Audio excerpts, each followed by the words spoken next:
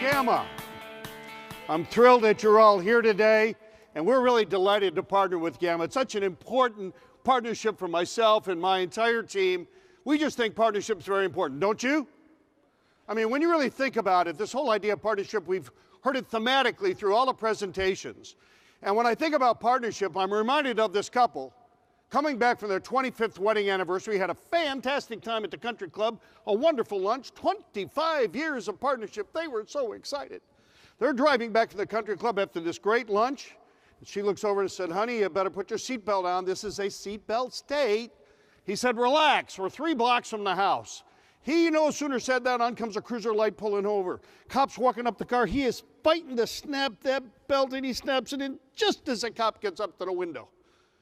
Cop says, license and registration, do you know why I stopped you? He said, no, sir, I have no idea. He said, I stopped you because you didn't have your seatbelt on. He said, officer, you can plainly see I've got my seatbelt on. You're clearly mistaken. Well, the cop started to get pretty hot.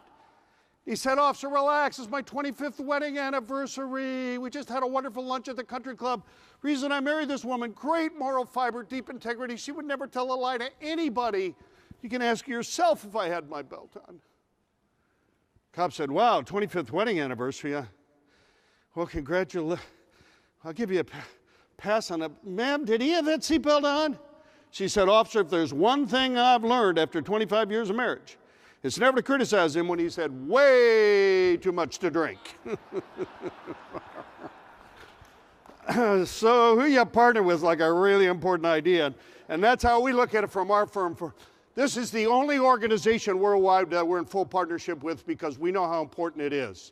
And my hope here is that you have been inspired, you've been informed, and you're ignited about this great industry that we have. We had a seat drop for you. Many of you saw it. I hope you've read through some of the research here when I talk about a great industry. This is real-time research we've done specifically on what's going on in our industry today in the financial services world. As you know, billions of people worldwide. We have many, many people here from 27 countries.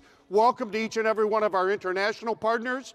But if you really begin to think this through, billions of people worldwide need financial advice.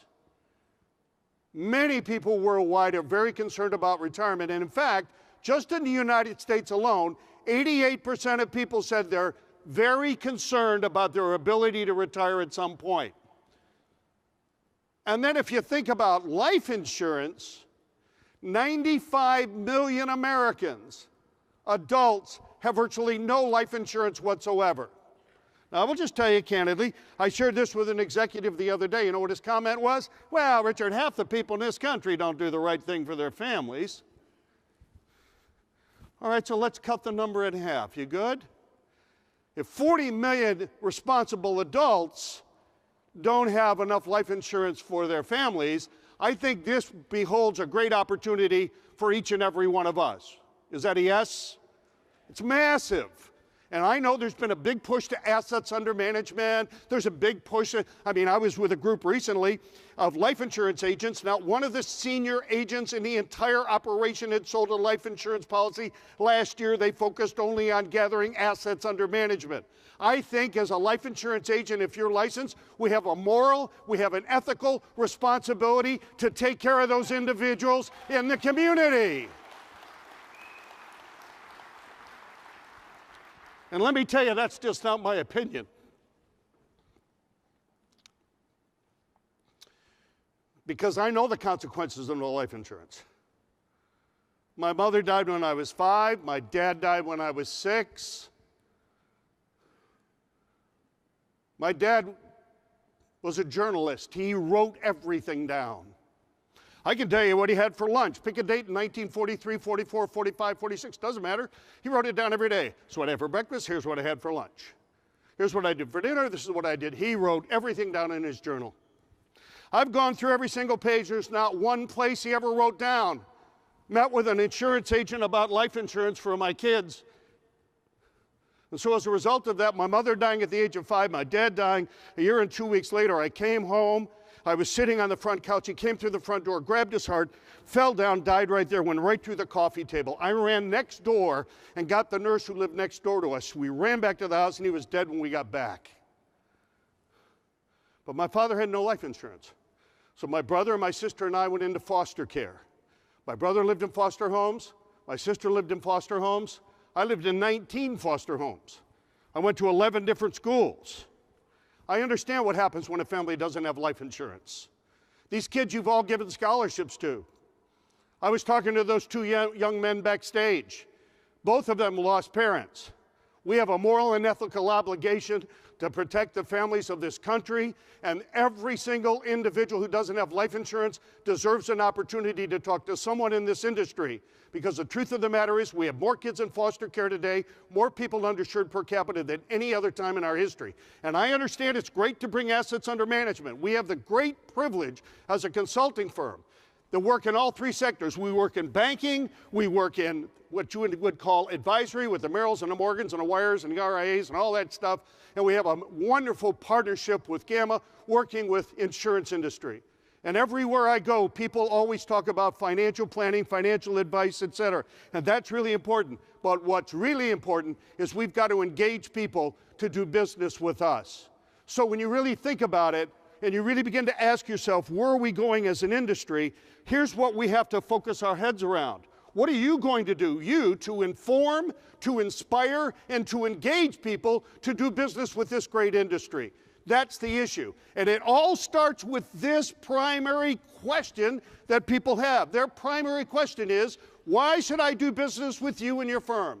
It doesn't matter if it's overt or covert. People in the back of their brain said, why should I do business with you and your firm? And so here's what I'd like you to do. On the seat drop that we did for you, you'll notice if you open it up, there is a place for you to write down some notes and answers. You'll also notice a gift card that I put on the back for you because we want to support you in every way we can. But what I'd like you to do is write down your answer to this question. Very quickly, everybody, you can do this. Why should I do business with you and your firm? Might be a couple of sentences. It might be a couple of words. But if a prospect were to say to you, well, why should I do business with your firm? I mean, why should I even get involved here with you guys? I mean, listen, I got my business already over in another firm. I've already got a couple of life insurance policies. I got a couple of fives and a couple of small ones. So why do I need to do business with you guys? And that's their brain. And they may not ask you the question, but in the back of their mind, even there, Mr. and Mrs. Wilson are sitting there, you're doing this great presentation. In the back of their mind, they're like, I don't know.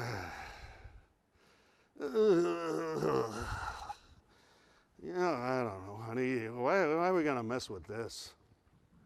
Their question is, why should I do business with your firm? And if you're not sitting in front of them, I can assure you that that's the question that's in their mind. So I don't know what you wrote down, but I want you to ask yourself these questions, please. First thing is, does your answer inspire individuals to inquire and engage? Would it inspire you? Think about that for a minute. Look at what you wrote down and said, would that inspire me? Does it inspire them to inquire? Would that make them curious? Also, another question to ask about the answer you wrote down is, does it tell them what you can help them accomplish?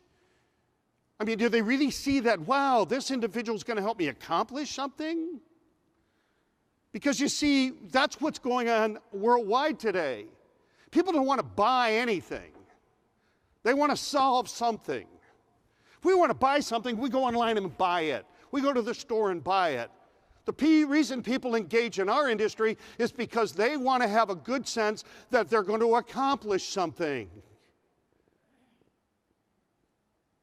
So my question to you was, why should I do business with you and your firm? That was the question. I will tell you that I got my entire senior team here. Terry Kartolarski, our VP of Marketing, Dick Harris, who's one of our senior consultants, Tiffany Markarian, who is also one of our seniors, Deb Nelson, one of our seniors, Tom Close, who's our corporate relationship manager. And as we're in the exhibit hall the last couple of days, we've been doing some polling. We've been walking around talking to many of you saying, hey, if somebody came up and said, why should I do business with you? What would be your answer? And we wrote down a lot of answers. Here's several of them. Well, you should do business with us because we're a strong financial firm.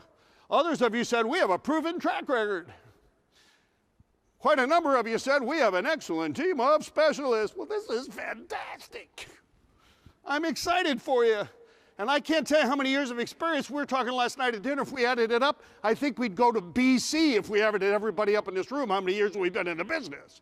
We got several thousand years of experience here. And we heard this a lot. I had two people stop me, in fact, in the hall this morning. He said, Richard, you know, you asked me that question. I've thought about it. We're way ahead of the curve. We're a financial planning firm. Well, let me just say to you in all candor, these are wonderful attributes, and you should be excited about it. You should be proud, and no wonder we walk around in $2,000 and $3,000 suits. After all, we have a proven track record. We have a strong financial firm. We've got a team of specialists. I built something from nothing. I've really driven this business forward. I'm doing a fantastic job. These are wonderful attributes of your firm, and they are. But here's the challenge. With the consumer today, who you are and how you do things is not the answer to why I'm going to do business with you, because it's too much about you. Or as a little 11-year-old girl told me in Knoxville recently, she said, the problem is most people in insurance have eye trouble. It's all about them. My daddy said he doesn't want to buy insurance because he can't find anybody that's all about him and his family. Now, let me just cut to the chase here. Who you are and what you do is not the answer to why should I do business with you. Wonderful attributes, and that's good, but here's what you've got to get your head around. The bottom line is what people want you to do is focus on them. They're interested in them, their point of view, what's important to them. Now, I know there's all kinds of classes. I see these classes, and companies put together all kinds of programs where you're supposed to sit down and craft out your value proposition and how you want to be seen in the marketplace. I can tell you the consumer could care less what I think you should be doing to position yourself. And secondly, they could care less about what you think is how you want to be seen in the marketplace. Because I can tell you, that couple over there in that stucco house, the only thing that matters is what those people in that stucco house think. And you know what they think? They're saying out loud, please connect with me. Please connect with me. Talk to me. Talk to me. Stop talking about you as an industry. Stop talking about the industry. Talk about how it's going to help me solve my problem. We have collected 11,000 interview data points from real live consumers face to face. None of them talk about these attributes. I didn't misspeak. We have over 11,000 first-hand, face-to-face interviews with individuals in the marketplace who are purchasers of financial products, and they've told us point blank why they do business with an advisor or with a firm. And I will take it to the other side of that discussion, which is to think about this, that in all of the, we've rebranded all kinds of organizations. We're working with the largest bank in Israel right now. We work with a lot of insurance companies, a lot of financial advisors, et cetera. And what the bottom line is, what people tell us, they only relate to their perspective. That's all people are interested in. They're connected to their perspective. Now, you might be sitting here and saying, well, yeah, but you know, we're doing pretty good. Business is pretty good. But here's what you need to think about. Since 2008, there's been a massive shift in consumer behavior. For years, we had the power. We've had the power. We were the seller. I remember the illustration class. I've been coming to LAMP since 1989. I can remember we used to have breakouts on how to do a better job explaining the illustrations. I mean, you know, illustrations were basically a creative writing course. If you can figure out how to do it on a calculator, you can make the illustration say anything you wanted. People were signing up. Of course, the fines came later, but it was fantastic. Because we were the seller, we had all the power. You couldn't go on the internet. Poor Al Gore invented it, we invented it, we were all in trouble. The bottom line is, what happened? Man, the bottom line is we were the seller, we had all the power. But you know what? It started to shift, and we saw it in 2006. And I'll tell you when I saw it. We were working with a luxury good manufacturer, and he sat down, the advertising agency, big meeting, and they had their brand ambassador sitting in that ballroom at the Breakers Hotel in Palm Beach, Florida. And what they decided to do was roll out their whole campaign. Here's how we're going to introduce the new cars. Here are the features we're going to talk about. Here are the attributes. And this brand ambassador sat there for about 45 minutes. He finally pulled off his glasses and he wiped his brow. Let me tell you something. We could care less what you think. Nobody's going to respond to these ad campaigns, this marketing approach.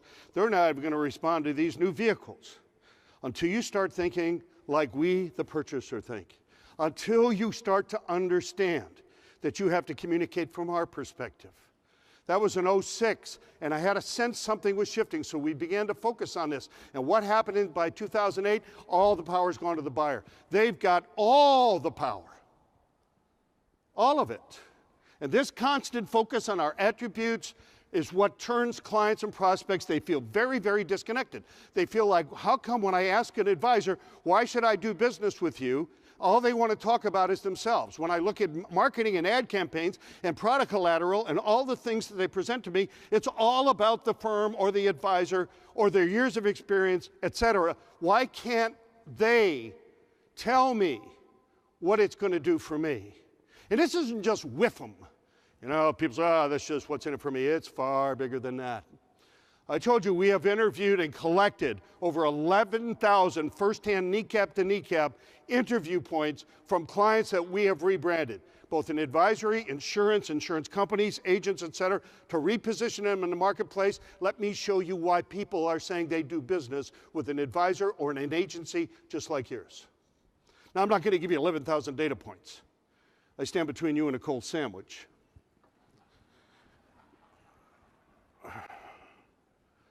This was pretty revealing. This is a 28-year veteran who told me the reason people were doing business with him and with individuals is because they were experienced. The first question in our branding process that he put his client through, you know, she said, oh, no, it's not about your experience. You helped me grow and protect my money. That was a bit of a shock to him. He was sure it's because he was experienced. Another young lady interviewing her clients in the property and casualty world. One of her best clients said, well, the reason I'm doing business with you is because you clearly safeguard my kid's future. Others have said, and we hear this a lot, because you are making sure our family makes good financial decisions. Would those answers look different than what you wrote down? The real issue is, what will you do to inspire more prospects to engage with your firm and your advisors? That's what we have to do. More people underinsured than ever before. People dying today without enough insurance. We had 2 examples on stage. Tim talked about 2 that they had at the home office at Thread, but there are people all over this country who are in similar situations. And the bottom line is this: the only way we can inspire people today, given the massive shift in power that's occurred, where the buyer has all the power, what we have to do is make a clearly stated upfront promise of the outcomes that they seek. That's what people want to know. Why should I do business with you? We should state an outcome. If it safeguards your financial future, if it's taking a personal interest, etc., whatever that is. Now, you might be sitting here and say, well, why is this so important? Because information is ubiquitous. What you think about that? We had sales intelligence experts up here today. They were showing you stuff on the internet. Wasn't it interesting? You could type in anything and find almost anything. We used to freak out about CNBC and MSNBC, but today it's even bigger than that. You read the paper, you go online, you go to a party, you ask an opinion, information is everywhere. And as a result of that, everybody in our industry looks pretty much the... Type in financial plan when you get to your room tonight. Look at the fact there are hundreds and thousands of links you can click on and get a financial plan. There are even some websites that say, send us your statements, we will craft a financial plan just for you. It's not important whether it's a good one or not. The bottom line is, people today know they can go anywhere to get information, so why would they do business with you?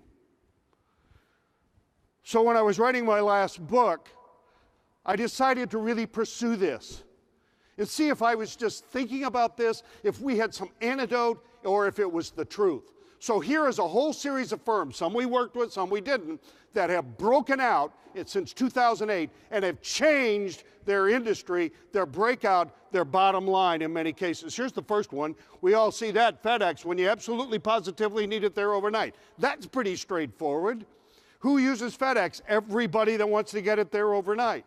And how about Target when they rebranded in 2008 with expect more and pay less? Isn't it interesting, by the way, to note that once they had all the credit card problems last year, they didn't change their brand promise. They fired the CEO and brought somebody else in who could continue to deliver on this. We all forget, by the way, that Target was going out of business until they rebranded and repositioned themselves in the marketplace. And now it's like a cult, Target. And I heard we're in a recession. Did anybody else see that in the paper? I saw lots of homes foreclosed on. People put their furniture on the curb. That's an amazing thing to me, even in nice neighborhoods.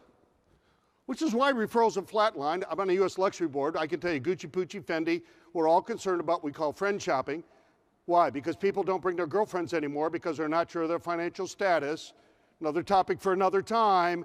But that's a wake-up call for us as an industry. When you keep asking for referrals without doing research on who you want to get introduced to, it crushes the referral flow. That's why we teach advisors how to research, and so doing, we're averaging 4 to 6 introductions on every single time we ask because we're asking of the right people. But I digress.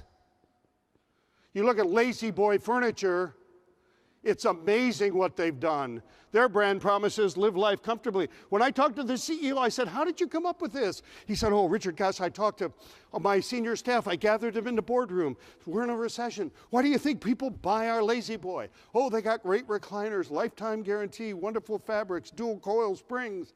He said, I sat there and listened to it, and I said, I don't think it's any of those reasons. He said, so I went down to the customer service center and started calling people back and say, hi. Why did you buy a Lazy Boy? And overwhelmingly, they said, well, they're really nice rockers and they're good recliners. And then his question was, well, why is that important to you? And you know what they started to say? Because we want to live life comfortably. Things are tough now. So he hired Brooke Shields and put her on a Lazy Boy. You've seen the edge. Pinch me. Oh, don't pinch me. I'm living life comfortably. Guys, I'm happy for you. I'm happy for you. And how about this grandkid? Took over this little freight company. I mean, are you serious? Old Dominion Freight Company, it was a little blip out in Virginia with 3 terminals.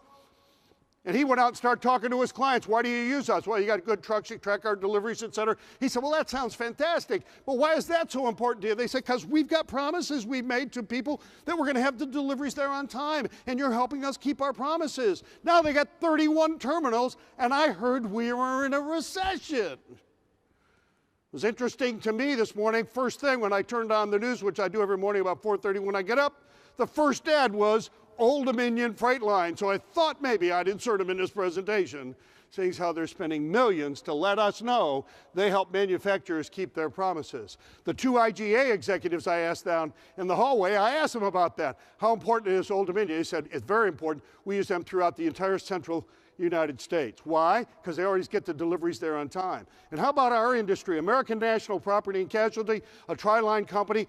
We worked with them, just full transparency. 2008, Greg Ostergen called me. He said, 2007, he said, things are changing. You see it, I see it, let's talk. I met with him for a day, and we went out and interviewed hundreds of their individual customers to find out why they were really doing business with this company. And you know what? It wasn't the low rates. Greg didn't want to join the race to the bottom on pricing and freeze. So the bottom line is, what is their brand promise? We take a personal interest in protecting what you value most. That inspires people to connect with them. Others, U.S. Wealth Management, many of you read a little tiny RIA up in New England, tremendous growth. We had a privilege of working with them. We just launched this new division of Morgan Stanley. It's only for pro sports and pro, shall we say, celebrity entertainers. You got to have an Oscar basically to work in this space.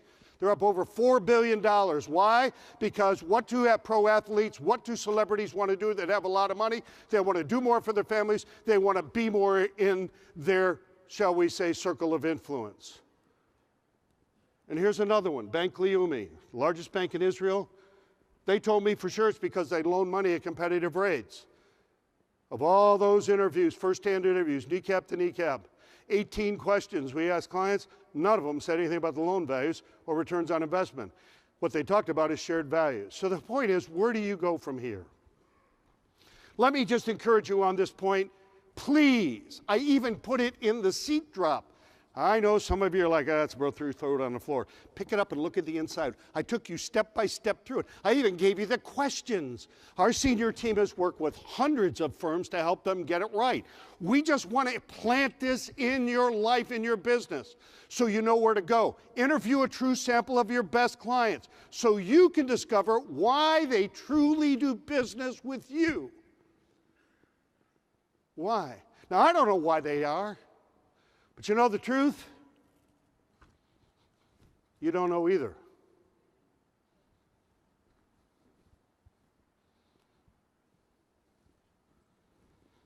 But I will tell you, when you interview your best clients, and if they say you help them grow and protect their wealth or their money, or they say you help them safeguard their future, or if they say you help them make good decisions, then the summary on this point is simply this: take that position in the marketplace. Own it and promote it. Don't misunderstand positioning. IGA, when you walk into a grocery store, it's called a 3.5-foot window. You walk down the aisle, every single manufacturer, distributor pays to be in the 3.5-foot window on the aisle, because we don't like, where's the coffee here? We look in the 3.5 feet. Because they understand the power of position. You want to be on the end cap and sell bouncy towels? You pay for that end cap. Hershey's got a huge display over here with IGA. I don't know if you've walked through. And what do they always pay for? When you're checking out, it's called the impulse buy. People are going to pick up candy and mints and other things at the counter. They pay for that because they understand the power of position. As an industry, we have missed this. We thought it was thunder. No, it was a shift in consumer behavior. And what we do is promote all the time. And I will just tell you, we're better than this. The more you promote with no position, the more I'm convinced you're just trying to sell me something. And we can fix this. So if a client says to you, why should I do business with you? Now, after you've talked to your clients, you can say, our clients say we help them grow and protect their wealth. Think about your advisors instead of using an elevator speech. I mean, who thinks this stuff up? I mean, seriously? When's the last time your advisor got on the floor, an agent, got on the lobby, rode up 19 stories, and wrote the app at 19th floor? Said, okay, we're good to go here. It doesn't happen. So what do? Well, I'm a health advisor at ABC Financial, and I help individuals like you to manage your money and sell your life insurance. Would you like to make an appointment? What do people say? I got to go find my wife. And they're not even married. I mean, does a heart surgeon do that? Does a heart surgeon say, hey, I'm a heart surgeon? Really? Yeah, I'll reach in there, snatch that puppy out, polish it up, snap it back in, give you another 35 years. Would you like to make an appointment? So why should I do business with you?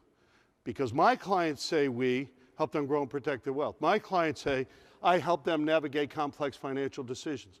Every single individual in this audience can change the perception of the industry by the consumer by focusing on them. The automotive industry, which was the worst in the world, is now way up in rankings because they realize now the automotive industry is trying to speak their language. We need to catch up and surpass them. When people say, why should I do business with you? Now, the second point I'd like to talk to you about today is simply this. What do clients and prospects think about the information you deliver? Well, we again, 3,300 face-to-face data collection points. And here's what they said they want. Just tell my agent, tell my advisor, I just want information I can understand. Which just seems like a pretty basic idea. So let's look at the lexicon. Here's a lexicon in the industry. We have tax-free cash buildup, and the other good news about this has the ability to be converted easily. And I'll tell you the other great thing about this policy, you're absolutely going to love it. It's our most popular policy. And it's backed by a great company. And the really good news for you, Mr. and Mrs. Wilson, is this baby has GPO, CDSC, UVL, and a good ROI. It's got a double wrap to an ROE. You're going to find it fantastic because it goes to the wrap account, comes over to 401k, doesn't spit out. On the backside, it's tax-free, rolls up into your Social Security. If you do it before 59 and a half, you get a payout. If you wait till you're 70, you get more payout. You can fund your life insurance. This is fantastic.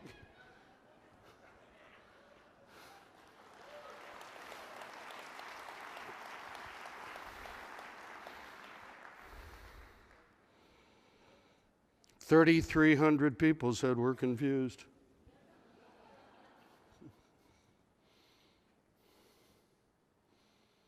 So my question, what are you going to do about it?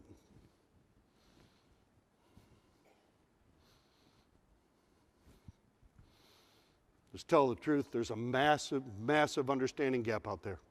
The buyer's on one side, that's us. And the seller, that's you. And people don't get it. They don't understand how the dots connect because they don't understand the application. Don't ever forget, information without application is paralyzing. If I don't understand how this moves forward with me, I can't get there. The question every single prospect in this country, every client has is this: how does this solve my problem?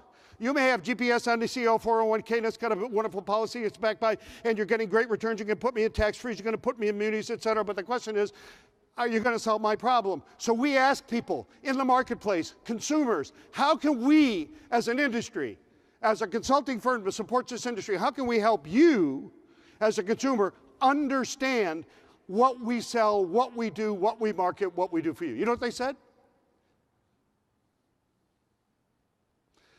Could you just clarify the application by telling us what this means to us, please?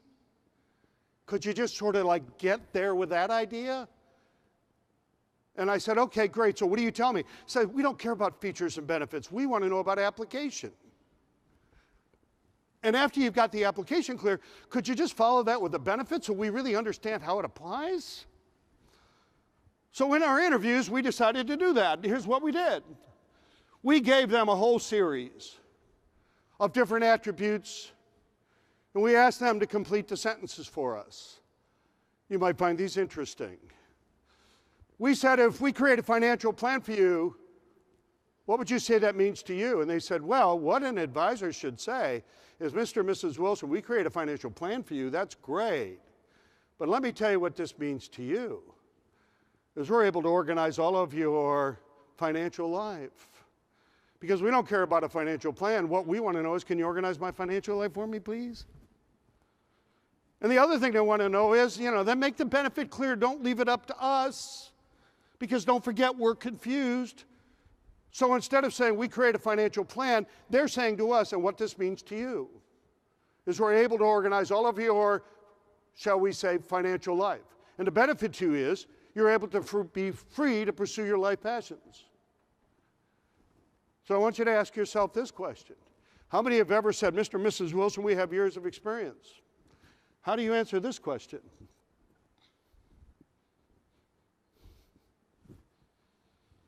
Do you tell them what that means to me? Or is it all about me? I got years of experience.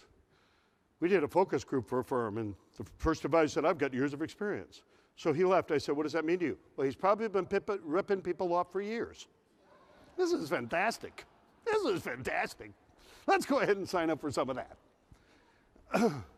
Then the advisor, when I talked, he said, well, I didn't mean to say that. What I meant to tell you, I have years of experience helping people solve their problem. Okay, so maybe you ought to bring that up. I mean, all I'm saying is, folks, if this is what they want, it'd be like good if you brought it up. It might collapse the sales cycle, and it might convert more business, and it would certainly keep us from going into production slumps if we were closing more business by engaging people with a promise and then sitting down and really telling them the application of that which it is that we bring. And as they said to us when we brought this up, consumers, 3,300 said, the bottom line is, if you have years of experience and what this means to you and you provide answers, we'll have the confidence to know that we're making an informed financial decision. And that's what they want. And I'll give you one more. A lot of us talk about our wide range of products and services, and this is fantastic. But how would you answer this question? Every guy and gal in this room could say that statement. We have a wide range of products and services. Agreed? We don't care. As a matter of fact, we're not even remotely interested. In fact, we're pretty sure you're just selling us stuff to make more money. I'm pretty sure of that. And we're confused. So why don't we answer the question? What does it mean to them? How would you answer that? Well, we asked them. Here's what they said. Well, if they've got a wide range of products and services, that probably means we'd have access to the resources we need. I'm just saying, if that's what they think, I suppose we ought to bring it up.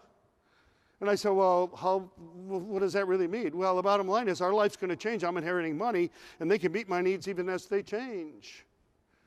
Just remember this, folks. by clarifying what it means to them and the benefit to them. These are not Richard Weylman's words. It's not my senior team's words. These are first-hand, kneecap to kneecap, eyeball to eyeball collection points from 3,300 collection points of how people see our industry and how they'd like us to communicate it. I think we all should sign up. Would you agree? Why can't we communicate the value to them? That's why they're withdrawn. We talk about us to engage them, and then we talk about how great the product line is to try to sell them, and all they want to do is solve a problem. And I will tell you that industry speak, jargon, and acronyms paralyzes decision making. They're paralyzed. They don't know what to do. The sales cycle is the longest it's ever been in this industry, 6 to 8 impressions. We can get back to 2 to 3 to 4 if we will communicate from their point of view. It goes right back to the idea, what does that couple in the stucco house think? What do those prospects think? You know what they think? I want to engage with somebody that's focused on me. I'm going to engage with somebody that can make it crystal clear to me. That's who I want to do business with because I know they got my best interests at heart. We do programs on how to be trusted. In fact, I was just at a conference in San Diego. The chief marketing officer gets up and said, I want to tell everybody in the room before I introduce Richard how you can be trusted on the very first sales call. You ought to write this down. Everybody's like, oh, get this. So when you sit down with somebody for the first time, you look them straight in the eye and you tell them, the last thing I'd ever do is rip you off. People are writing it down. I'm sitting backstage thinking, it's the last thing. Nice to know it's still on the list. You know what I mean. Mr. and Mrs. Wilson, we got an hour and 10 minutes. You're running long. I'm going to rip you off and get you out of here because I got one in the lobby. I mean, who thinks this stuff up? We need to be sitting in front of our clients and ask them, why do you do business with us? Why is that important? We need to get away from this industry speaking, this jargon, a double-down rollover pop-up theory that kicks off to a 401k and comes back into a drip account and it's wrapped around and it delivers a check to your door unless you're 59 and a half and then you should wait till 65. But Obama's changing Social Security, so you probably ought to wait till 70. I mean, good Lord, where do you go from here? Simple. We even put it up on it's right there on the seat drop again. I'll bring it to your attention. I did this for you. I even gave you all the free resources. Just go to the website, click on the link, and it's free. Just have it. Take it. Just take it and use it. Use it.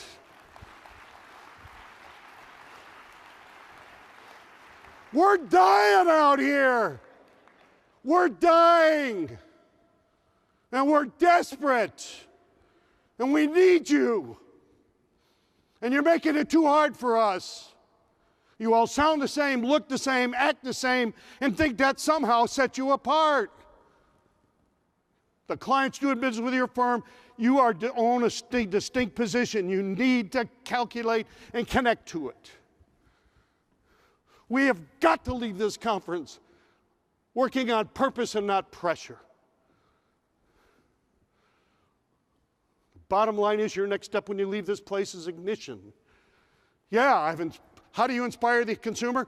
Let's use a brand. Every single agent, every single agency, every single company in this room, you need to get yourself repositioned and start branding yourself, not based on what you think, but what those prospects in that stucco house think. We need to get out there and interview your top 15, 20. When I worked with Greg Ostergen, we interviewed over 100 individuals from American National Property and Casualty. And we were shocked about why they were doing business because we were sure it was price, and it wasn't price.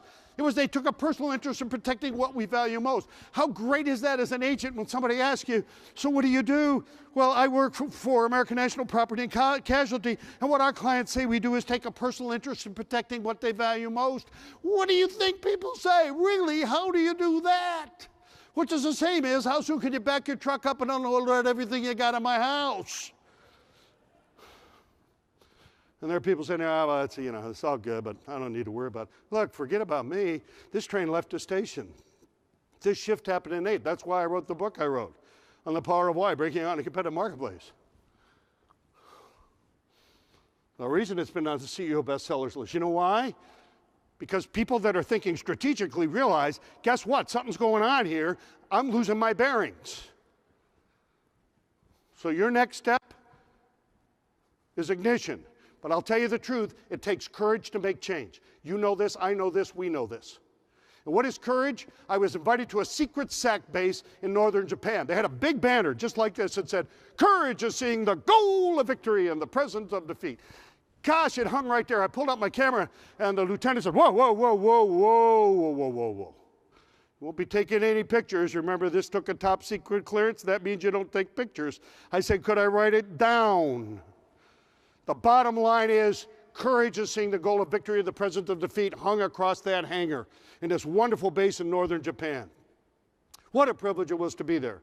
I'll be back in Asia. For those of you at Gamma, Asia, many of us, Athan, Ed's going to be there. Several of us are going to be with you at the Gamma Conference for Asia in July. I encourage you to come because the bottom line is it's a wonderful opportunity to share with each other. And you'll be able to make some additional changes. But for every one of us in this room, we have got to recognize we've had a lot of defeats.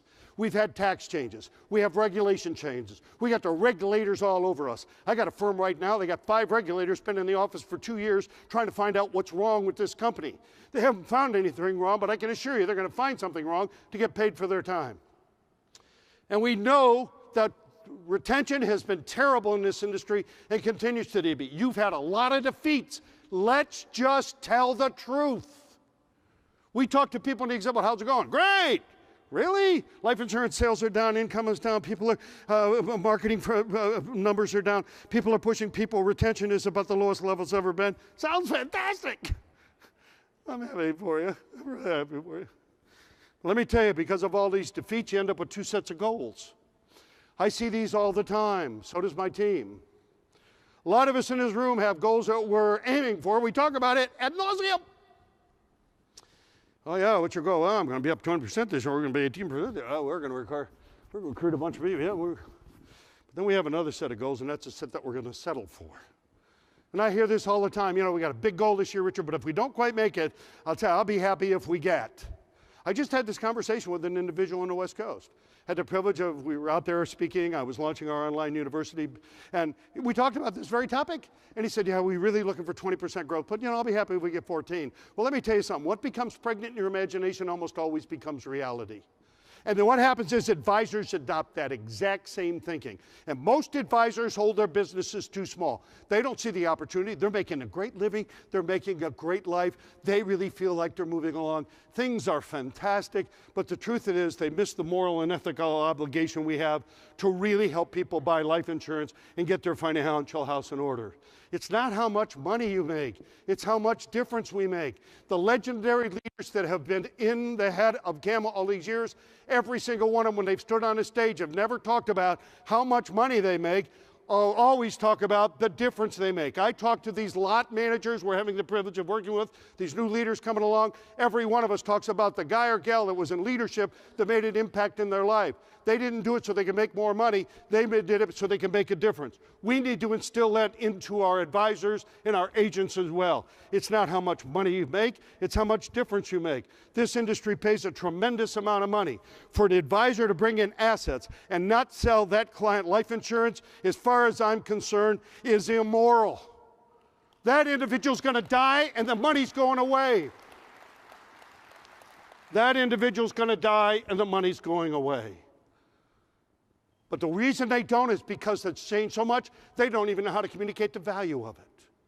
And when we talk about retention, I'll tell you, I just did a TED Talk for you this morning. I don't know when it'll play, but not before too long. Can you see this? May I turn around? I'll turn my back to you for just a moment.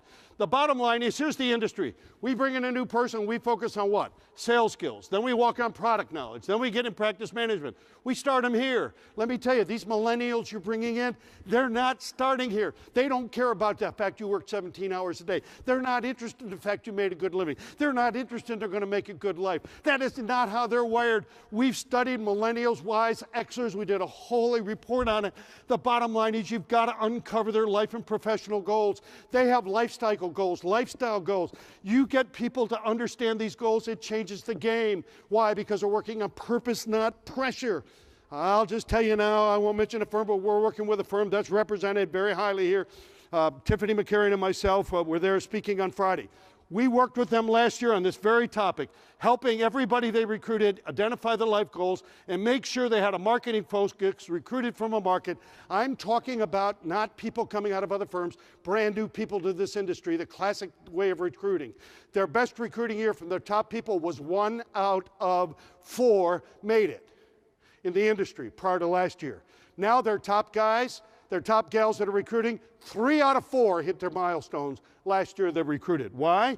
Because these kids are all focused on achieving their goals. With all due respect, they could care less what your goals are.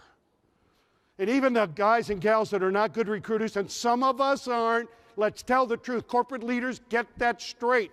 You can't use a warm blanket for everybody. Some people need help, some don't, but the point is we can work with one another. But even those individuals who are going along getting 1 out of 5, 1 out of 6 to make it, they jumped up. 2/3 of the people they recruited, because they focused on markets to recruit them from, and they work with them to identify their life goals. 2/3 of those people in that same company made it, and they recruited over 275 people who made it in the industry. Let me tell you something. We get to the point that every one of us in this room start working on this. I can tell you, if we add several hundred people to every single one of our companies every year for the next 5 years, it's going to reinvigorate this industry. Could I get a yes? So 3 of you agree. This is fantastic.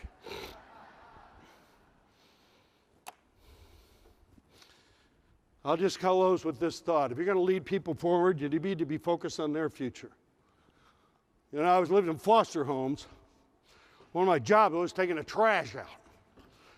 And they had like, asphalt driveways. And I'd push the trash, tear and dump. Wrestle that big old cast iron trash can a little further and trash and dump. Because they had those little skinny handles on and I couldn't pick it up. And it kept dumping and dumping and dumping all the time. And then one day it dawned on me, if I could just get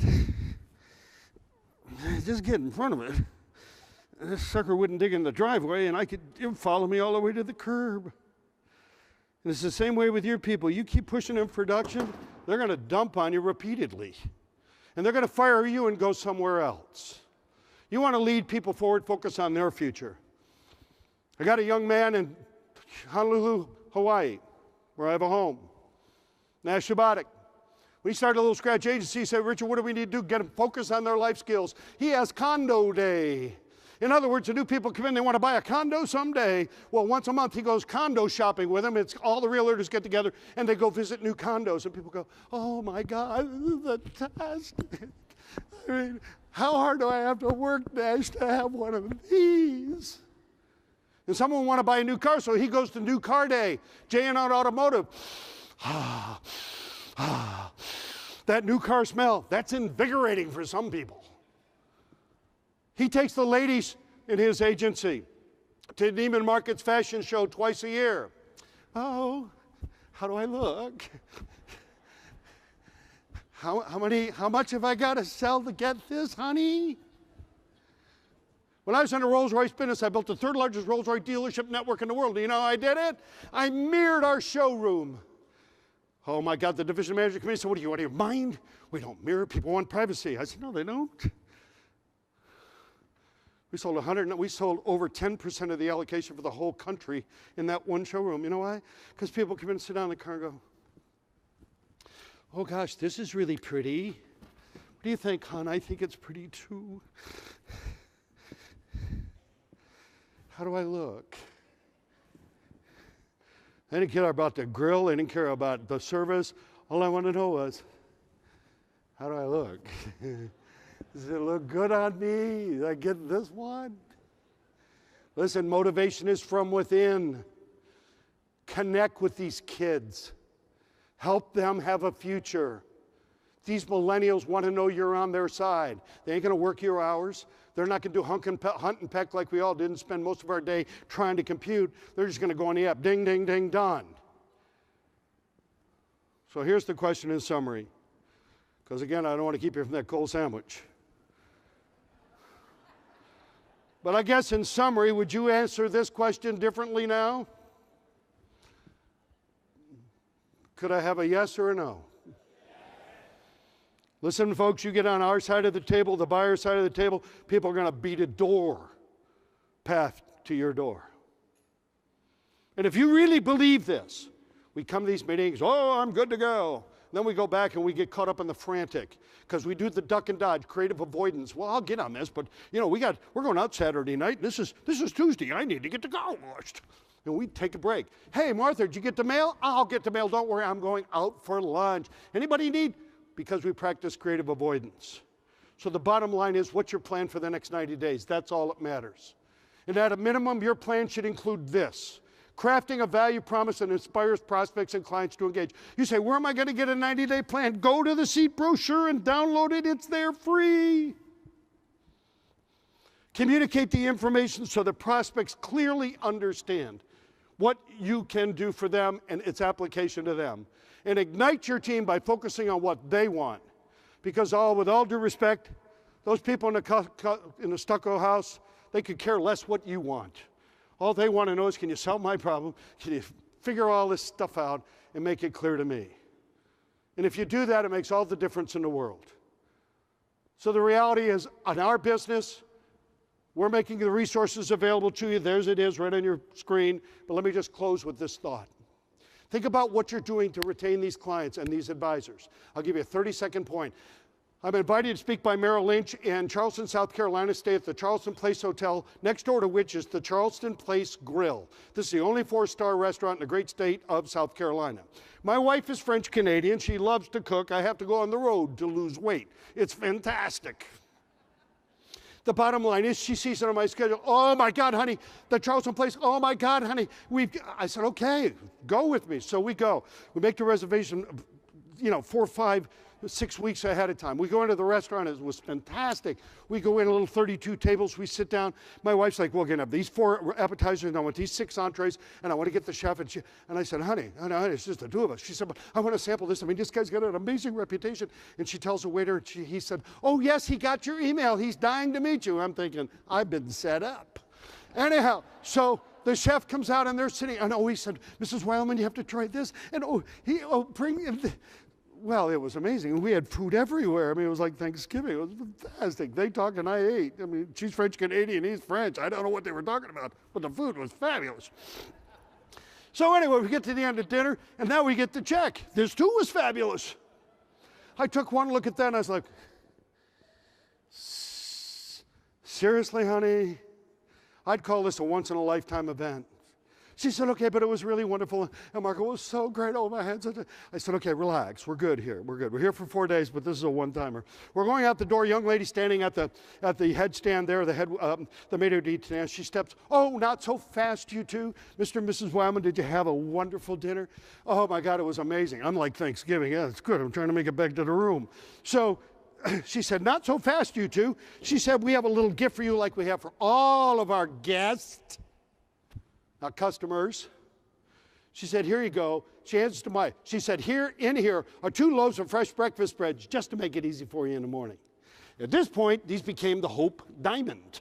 We take them back to the hotel, put them up on the counter in a safe place. My wife puts a towel over them. This is the South. Something could happen during the night, honey. I said, do you want me to get a nightlight? No, I think they're safe. Okay, this is great. So we get up the next morning, we're having our Starbucks, or as I call it, $5. She loves it. With her Starbucks, we're eating our fresh breakfast breads. My wife said, oh, gosh, honey, we got to get back here really soon. And I said, honey, that was $680 for 2 loaves of bread. And then it dawned on me.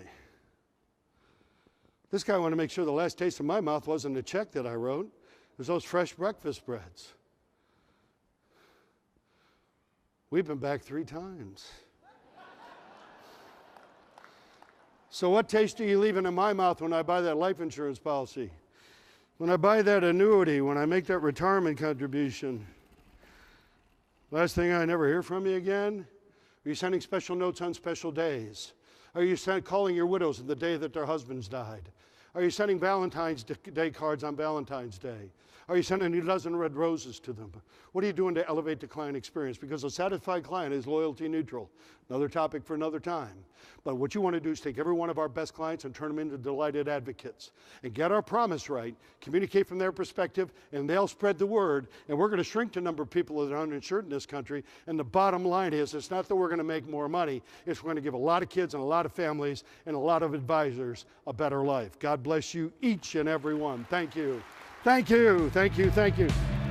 Thank you, thank you.